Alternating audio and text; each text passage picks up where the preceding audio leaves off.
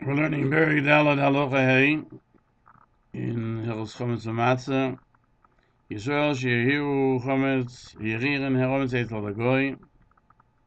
A Jew that left his Chametz by a goy. We'll go down and we'll learn about a question someone who gave a mashkon an item to be kept by a goy when you have to take up Chal on Yontif and Pesach.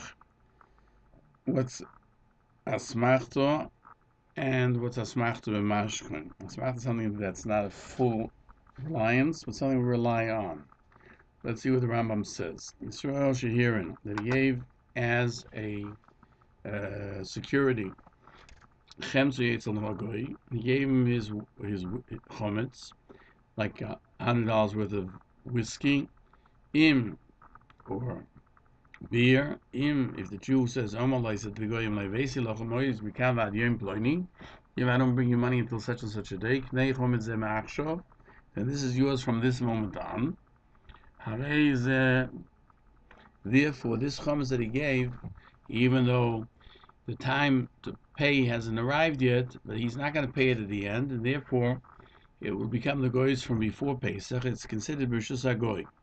And that chometz is mutter after Pesach to buy from the goy. And that's only in the case, he said, the Rambam says here, where the time came before Pesach. But if not, we have a problem, we'll see. If you didn't say take it from now, then we find this chometz is ki'ilu pokud eitz lagoy. It's like the Jews' chometz by the goy. So at the moment we're understanding that if he said Knei Ma'achshav and the time came before Pesach, so it became the goys before Pesach, and therefore even though the Jew gave it, it's the goys. And however, if he didn't say Knei Ma'achshav, he says if till that day I don't come, it becomes yours, then it's different. We'll have to see why. But if it was a Jew's chometz by a goy, then after Pesach it becomes also ba'ano la'achar Pesach. It becomes also la'ano because a Jew who leaves his chometz by a goy is over on bal yirah bal yimotza, and after Pesach it'll be forbidden to eat and benefit from it, just like any other chometz that our Chachamim forbade one to benefit after Pesach. But since the time of the payment came after Pesach, the chometz is considered the Jews in the Rishus HaGoy. If the Pesach went by, it's also ba'ano. So the Rav asked the question, Amar Avram, he attacks the Rambam, it's neither clear nor is it comprehensible.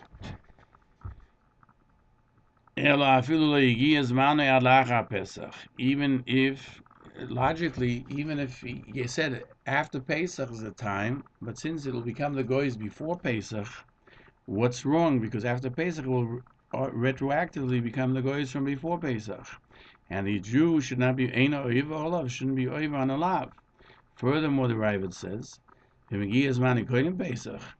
it became the goys before Pesach, because that's the time he had to pay and he didn't pay it, so he took the security.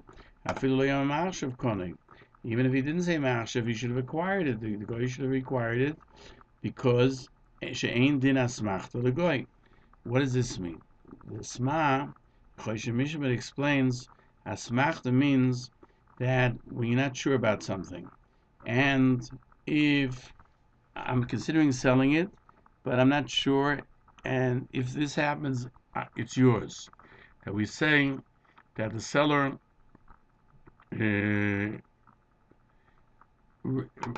relied that thing will not be a sale. If you would know that thing would not happen, it wouldn't have happened at all.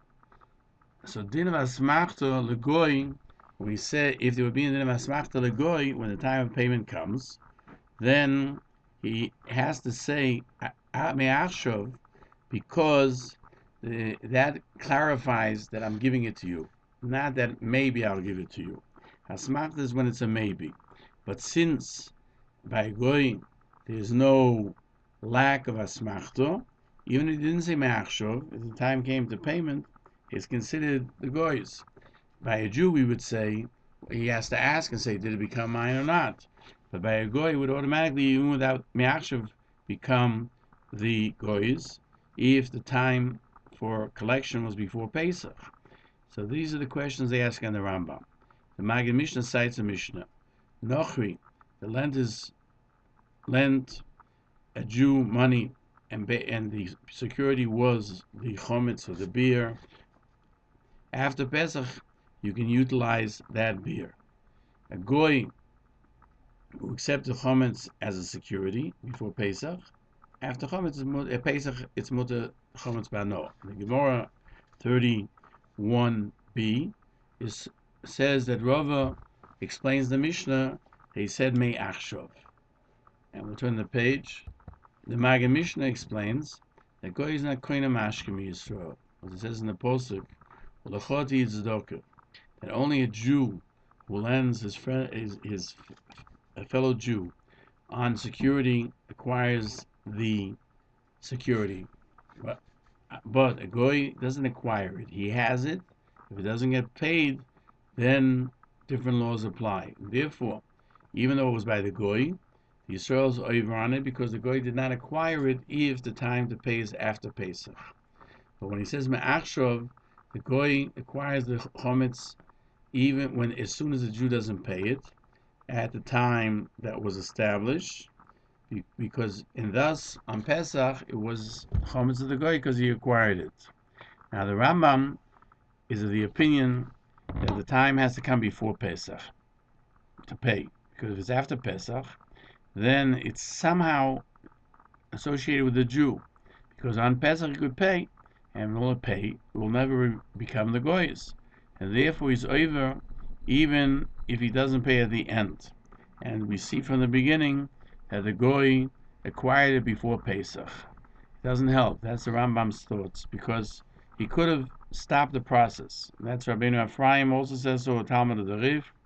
Maggid Mishnah explains that we learn from a Tosefta, a goy that lends to a Yisrael, and Yisrael gave his chametz as a security, and the Yisrael said, if I don't come until before Pesach, that's where he learns in the Tosefta, before Pesach, to take it, it's yours.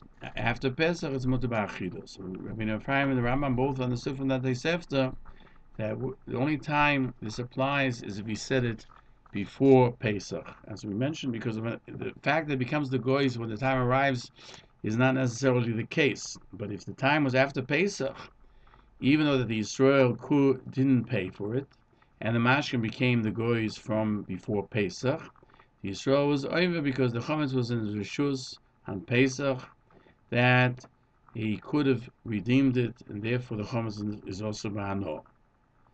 The Ravid will explain the Tosefta, like in the Ran, only when he didn't say me'achshov, it has to be before Pesach. That's the way he will learn the Tosefta. That's when you have to say the time came before Pesach. If he said me'achshov, it doesn't matter. If the Yisrael didn't pay at the time of Peroyan, it became the goy's before Pesach, from that time of the lending of the money, and therefore it's not also ba'ano after Pesach because it's the goy's, you can buy it from him. How do you take challah on Yontiv Shel Pesach if you're making matzah on Pesach? Minadin, you can bake on Pesach. We don't do it because we're afraid of maybe it'll become chametz, and you're allowed to bake it even on Yontiv because it is a mitzvah of Reichel Nefesh, as the Mishnah Sochem says that a person who's making a dough on Yontiv of Pesach, he has to take off challah. He has to give it to the kohen. Usually you take it off from the dough, but if you leave and once you take it off, if it's toher, then you can also bake the challah and give it to a kohen. But if it becomes tamei, then you can't bake the challah on Yontiv because a kohen can't eat it either. So it's not something that's necessary for Yontiv, for food of Yontiv. Therefore, Eliezer says in Yontiv, before you take off the challah, you should bake. He has to bake the matzah, because we're tamei today. When we'll take off from the Isser, it'll become tamei, the dough, and we won't be able to bake it, and it'll become chametz. and then only after he bakes it, he takes off the chalo, the tumah. So it's true that a kohen won't be able to eat it, but when he baked it, it was something that was permitted to be done. So the Gemara says, why shouldn't he take challah and he shouldn't bake it? And the Gemara says that that portion of the dough will become chometz, and it'll be over and bal yorah bal yamotza.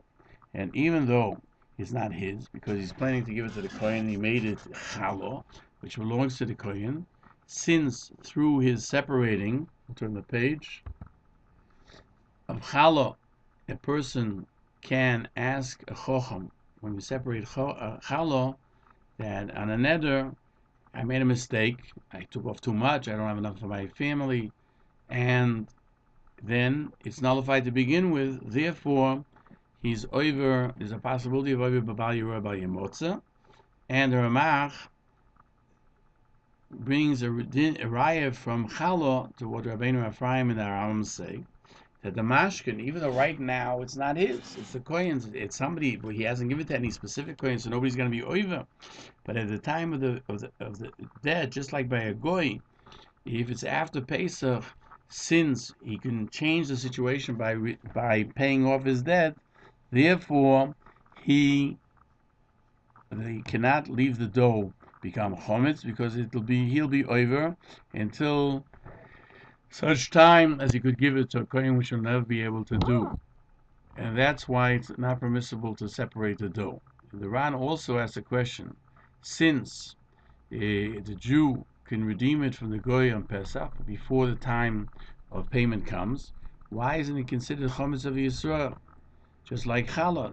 Actually, the Ran cites this, the same Gemara and Mishnah that the Ramach cited, and it says it's not the same, because challah, it should be his.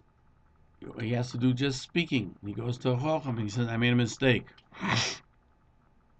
But when it comes to a pekudin, something that you gave as security to a goy, he has to take money out. It's an action.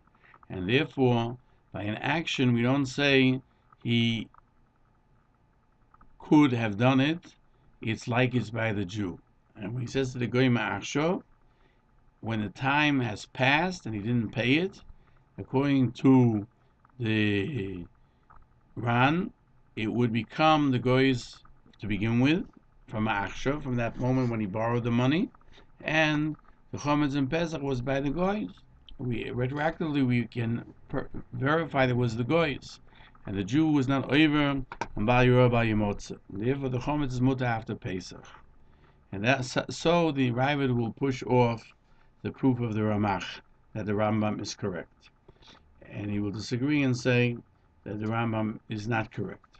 The Rambam explains in the end of the Halacha why, according to him, you have to say mi'achshav, even when the Purim came before Pesach. What do you need that for? It's his, because if he didn't say k'nei mi'achshav, it would be as if the chometz is security, and it'll be also ba'anor, a Jew's chometz is a security. Why? Because according to the Rambam, a goy does not acquire the mashkin. It's only when the Jew finally gives it up that it becomes his, and therefore, since the Jew didn't give it up to the goy, it remains the chometz of Yisrael when he didn't say ma'achshav. There's something lacking in the acquiring of the goy, as we mentioned earlier. For a Jew it would work, but the Machon Nesher Mishnah explains that the Ravid needed to emphasize that without saying mi'achshav, the chometz is considered the goy's. Why?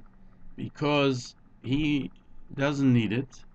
According to Rav, you don't have to say ma'achshav, because a goy does acquire the security, even when you don't say ma'achshav, because there's no lack of asmachta. According to the Ravid, there's no lack. A person, whether it doesn't matter whether it's a Jew or a goy, who has the security, when the date comes and it's not paid, it becomes his. But the Rambam says it doesn't have to do with the concept only of asmachta, but also he has a further statement that a goy does not acquire mashkin. And the Mitzvah Hashem in the next shiur will explain what that means, hopefully. Be'ez Hashem.